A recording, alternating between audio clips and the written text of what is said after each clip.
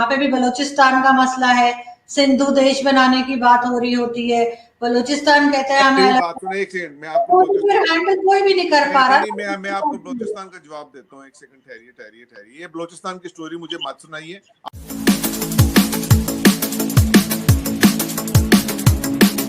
India के बारे में जरा बात करते हैं, कश्मीर की बात करते हैं। आपको लग रहा है कि अब जरा इस बारे में बातचीत होनी कम हो गई है? पाकिस्तान ने भी जो है वो कोई मतलब खास स्टेप्स नहीं लिए कि वो कुछ कश्मीर के लिए कर सके, कश्मीर कॉज के लिए कुछ किया जा सके। इस वक्त जो कश्मीर में एक्शन हुआ है वो वहां की एक जुनूनी किस्म की जो हिंदुवाता हुकूमत है उसने की है। तो पाकिस्तान के पास ऑप्शन क्या है? नंबर देखें ना, पाकिस्तान के पास ऑप्शन एक सूरत हाल ये है कि पाकिस्तान लाइन ऑफ कंट्रोल को एक बाउंड्री की हैसियत दे दे, तस्लीम कर ले। लेकिन वो तो पाकिस्तान की पोजीशन नहीं है, क्योंकि अगर पाकिस्तान की वो पोजीशन होती तो पाकिस्तान ने आज से महीना पहले एक पूरा नक्शा जारी किया है जिसके तहत ना सिर्फ पूरा आज़ाद कश्मीर, पूरा कश्मीर, लद्दाख, पूरी की पूरी स्टेट ऑफ जम्मू कश्मीर, जूनागढ़ को भी उन्होंने पाकिस्तान का हिस्सा दिखाया। ठीक है, असल में अगर पाकिस्तान चाहे तो पाकिस्तान को करना ये चाहिए था कि पाकिस्तान को ब्रिटिश कोर्ट्स में अप्रोच करना चाहिए था। 1935 इंडिया एक्ट जो ब्रिटिश कोर्ट के मातहत आता है उसके तहत 1947 का एक्ट बना था। उसके तहत पाकिस्तान को हर चीज को क्वेश्चन करना चाहिए।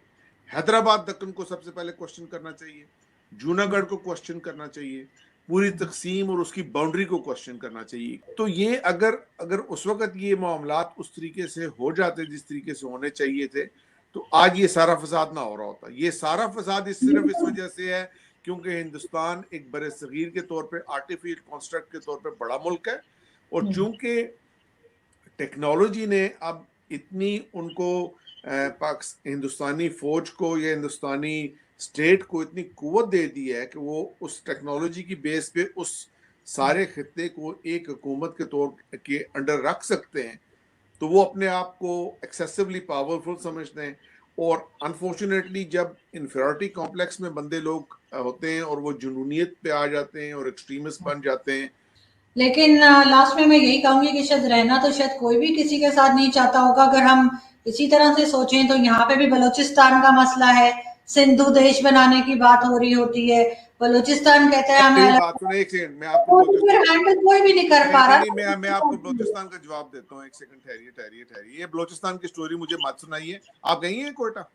आप बताइए। नहीं एग्जैक्टली आप बलूचिस्तान गई हैं? नहीं। आपके कितने साफी गए? नहीं।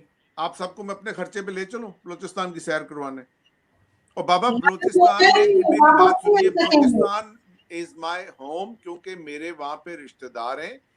नहीं, मैं कभी गई नहीं हूँ, लेकिन मेरे भी रिश्तेदार वहां रहते हैं और वहां पे मिसिंग पर्संस का इशू भी है, हजारा वालों की प्रॉब्लम्स भी है और कोई ना कोई तहरीक भी उठती रहती है। हजारा की प्रॉब्लम तो मसले की प्रॉब्लम है, लेकिन पाकिस्तान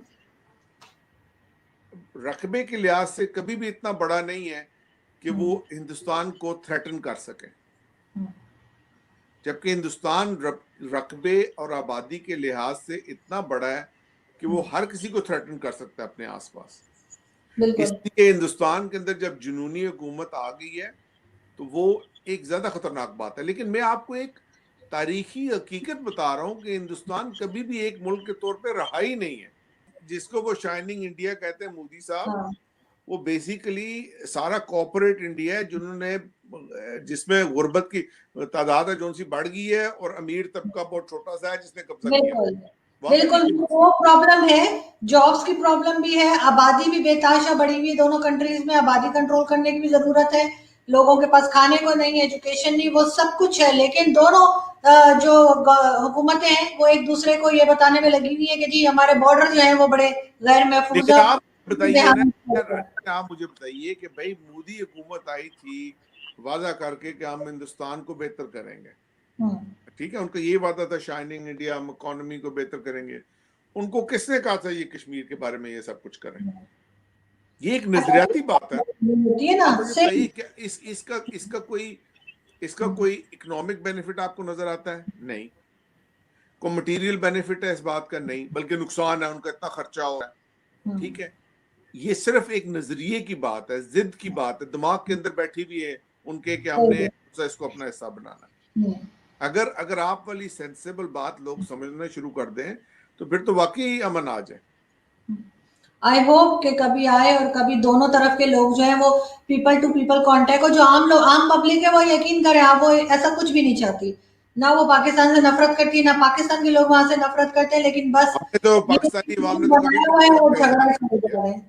ہاں نہیں، پاکستانی عوام نے تو کبھی بھی نفرت کا اظہار نہیں کیا. بالکل نہیں، اور نہ ہی انڈیا سے ہوتی ہے. اتنے اچھے لوگ ہیں جو مطلب اتفاق ہے کہ میرا جس سے بھی انٹریکشن ہوا ہے اتنے ہیلپ فل ہیں.